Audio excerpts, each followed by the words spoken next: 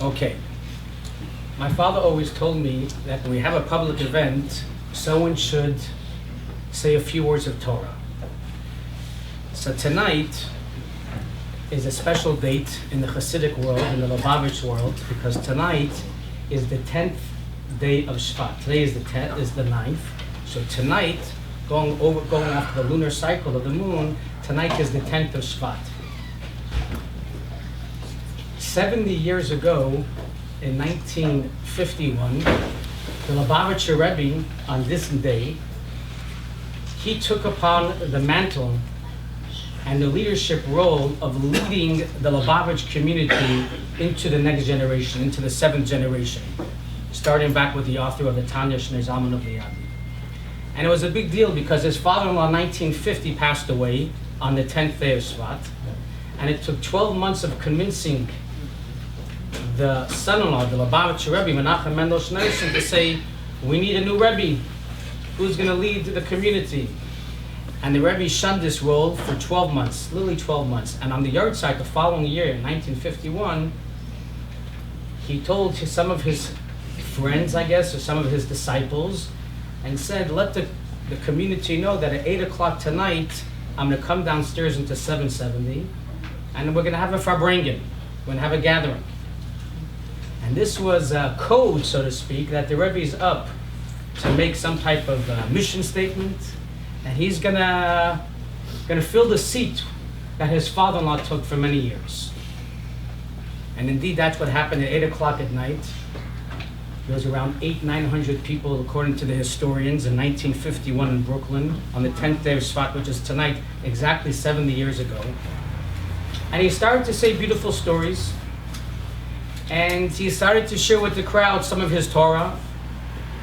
And after around 2 or 3 hours of this, there was a rabbi who came from the old country. His name was Rabbi Nemtsov. And he said, Rebbe, we enjoy your Torah and we enjoy your wit, but we want you to share some of your own Torah, some of your own Chassidut, some of your own Kabbalah.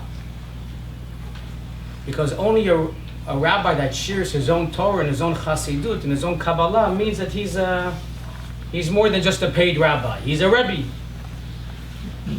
And a few minutes later, indeed, the Lubavitch Rebbe, he was in 92, I guess 51 years old, give or take, maybe 52. And he said and started his own Hasidic discourse, his own Maimah. And that happened exactly 7 years ago today.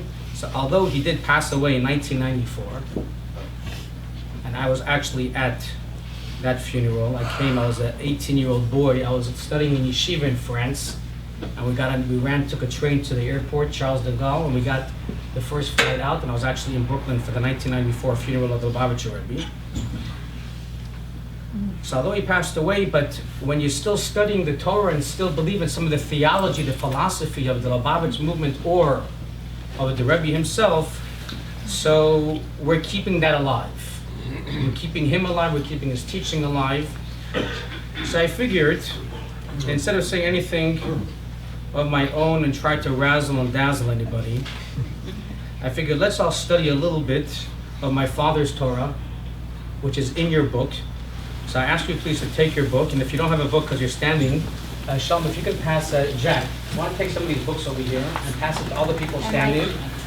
Mikey. Sure. Anybody have a book? Yeah. See the people in the back. Jack, want to help me out for a little bit, grab some books and pass it around to some people? So we're going to read chapter 50. I'll read chapter 50. You'll follow along.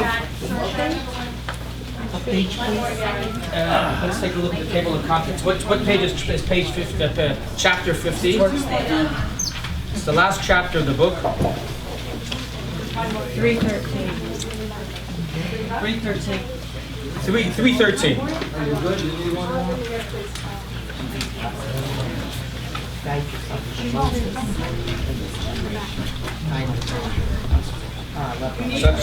313. I actually have more books in my van. So I promised everyone a party gift.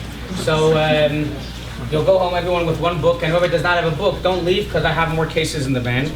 I just didn't know what kind of crowd we're going to get tonight. So everyone has a spot here? Okay. So on page 313, this is the final chapter. Glue yourself to a Moses in this generation final talk. The following is an excerpt from a teaching Schwartzie delivered on Hanukkah in December 2016.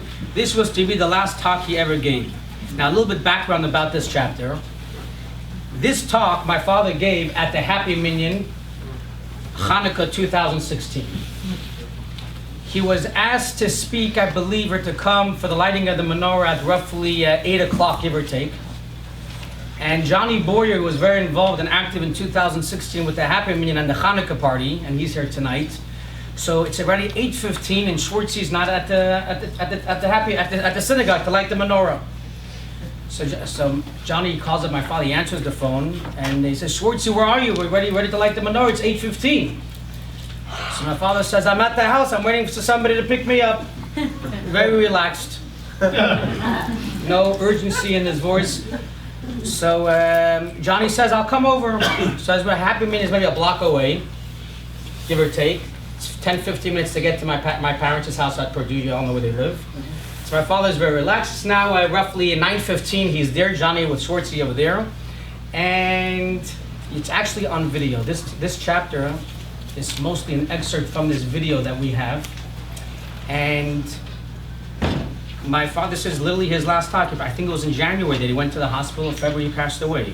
So this is really his last talk, December 2016. And what's special about this chapter, as we'll read together, is that this is a little bit about the Lubavitcher Rebbe, who was my father's teacher. The Rebbe wasn't just a great celebrity for many, but he was also someone that inspired my father on a person, to bring it down practically. He was someone, people have your own masters, and he was a person that my father connected to very deeply. So do I, but my father never stopped studying the Rebbe's teaching, was always inspired by him.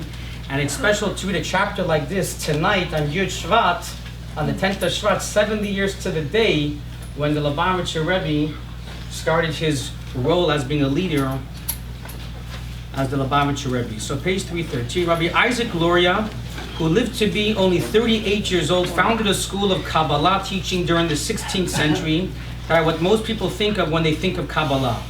It's interesting to note that my father is buried probably 100 feet from the Arizal, from Isaac Luria in Tzfat. He said there are 600,000 meanings to each sentence in the Bible, but generally we can divide those meanings into two, the revealed Torah and the hidden Torah. Revealed Torah everybody can read. To study the hidden Torah, though, according to Rabbi Luria, there must be some preconditions, prerequisites. You should be married, you should be at least 4 years old, you should be an unbelievable prolific scholar of the revealed Torah, of the Bible, the Mishnah, the Talmud. Then finally, you can understand what the Moses of our generation is saying. The idea behind that sort of thing is, if you find that Moses, a real live tzaddik, then it connects you to one of the 613 commandments in the Torah that most people don't really talk about. We know about the commandments of putting on tefillin, keeping Shabbat, not eating treif, not kosher, the concrete stuff about what we do and what not to do. But there's a commandment most people don't pay attention to, and it's two words in the Torah. The two words are uvo, which means and in him, or with him, meaning Moses or the tzaddik of the time, tidbakum. So what does devek mean? So the two words in the Bible in Deuteronomy is uvo tidbakum. What does devek mean? It means glue. So one of the commandments in the Torah is uvo tidbakum, to glue yourself to the Moses of a generation. It doesn't matter who it is. Your Moses, the one whom you respect, the one who understands you and your soul.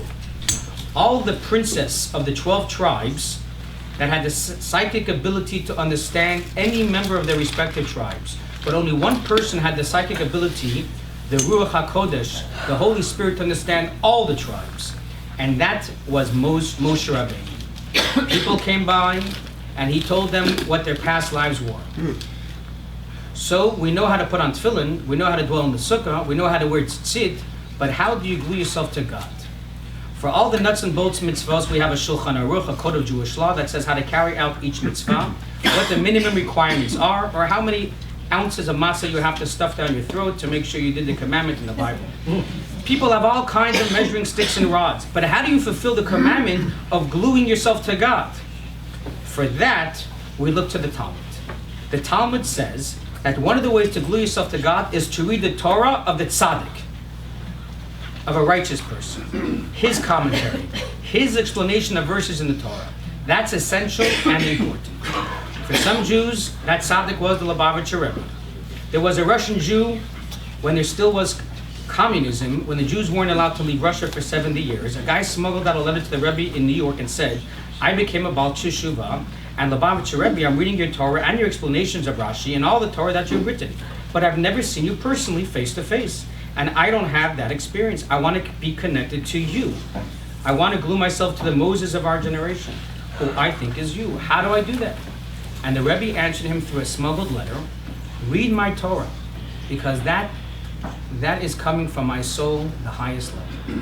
There's a thing about visiting the grave of a tzaddik, the tomb of a tzaddik. What do you call Orthodox sightseeing in Israel? Grave hopping. I mean, that's what people do who know who these people were, or who were these scholars, these mystics, what kind of light they brought into the world. It is said that when you read aloud the Torah explanation of a tzaddik, the lips of that tzaddik, even if he passed away 1,000 years ago, are moving in his grave, saying the same words that you are saying. That is another way to glue yourself to the tzaddik. Just this week, I saw a video of Rabbi Shlomo Carlebach saying the eulogy for the late Lubavitcher Rebbe, and he ended with the words, there was never a Rebbe like the late Lubavitcher Rebbe, and there never again will be one like him. Even knowing that, we can still find a tzaddik. We can choose a tzaddik, connect to and glue yourself to a tzaddik. So, go and find a tzaddik. Everybody should have great success in picking a tzaddik to connect to and become close to. So that is his last words that we have, which I make sure to print in this book. I just want to give you some background. I'd like to thank everyone for coming tonight. It means a lot to me, to my mother who's in Israel, who knows about tonight, to my siblings, some of them are in Israel. I was going to go to Israel, but obviously I'm here tonight. I'm going tomorrow to Israel for the weekend. Anyone that wants me to pray at the Arizal Friday afternoon, and by my father's grave Friday afternoon, I'll be there Friday morning. Just, you have my email, shoot me the email of your English name, but more importantly, your Hebrew name. And so this way I can have you in mind. I'd like to thank the Happy Minyan for kind of hosting this event and plugging it to the show members. So thank you very much. In the spirit of unity, it's always nice to work with other synagogues, including having Rabbi Michael Barkley come and speak for us as well tonight. Thank you very much. Thanks, Jonathan, as well, and Jan and the kids. Thank you so much. And I just want to plug, because besides being a rabbi, once a year I put on a cap of being a fundraiser. I'm not going to do any appeals tonight, but this is an important card for you to take home. And even if you don't take it home, I guarantee you will see this hundreds of times in the next 2 weeks via email, because this is our once a year fundraiser that we have. And this year we decided to do something new, which is to raise more money by not spending 30, 40 grand on producing the Chai Center banquets, which means hopefully for the upcoming year, the Chai Center will actually have a greater net result, and you get to stay home and enjoy Netflix or whatever you do. That's what we plan on doing. And I'd like to thank my wife Esther for being my partner in all of this. So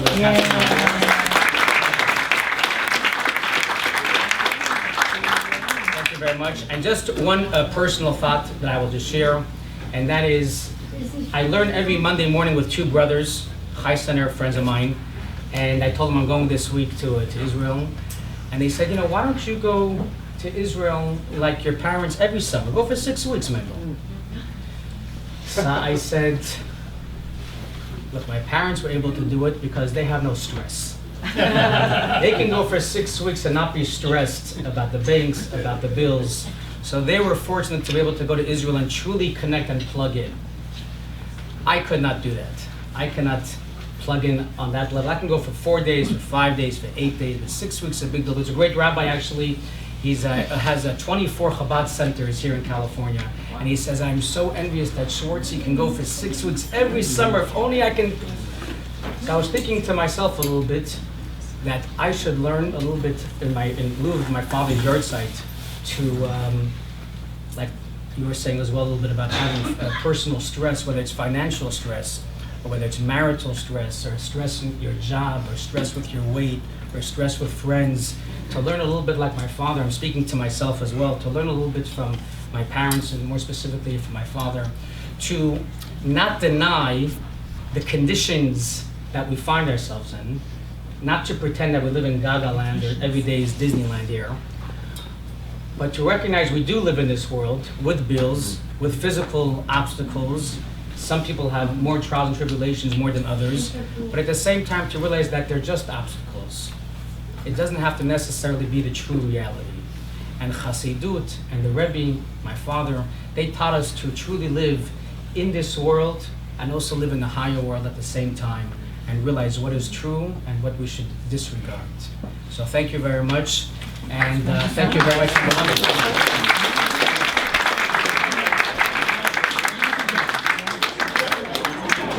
Maybe you should train one of your children to do what you did.